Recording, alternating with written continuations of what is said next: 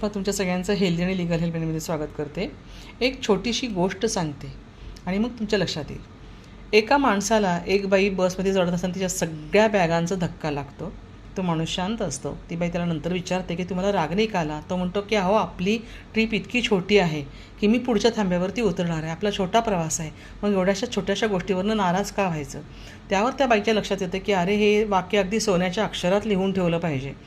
तर ती त्याची माफी मागते. म्हणजे याच्यावरून आपण काय लक्षात ठेवलं पाहिजे? तर आपण कोणी आपल्याला अपमान करतो आहे सोडून द्या. कोणी आपल्याला कमी लेखतं आहे सोडून द्या. कोणी आपल्याला म्हणजे हृदय तोडतं आहे, आपले शब्द दुखावतं आहे आपल्या हृदयाला सोडून द्या. काही हरकत नाही आहे.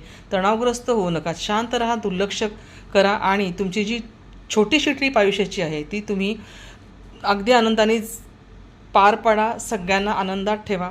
तसंच खूप समस्या असल्या, किती समस्या असल्या तरीसुद्धा कुठे आपलं थांबाईल हे आपल्याला माहीत नाही आहे. त्यामुळे आनंदात राहा, सुखी राहा आणि छोटीशी ट्रीप आनंदात घालवा.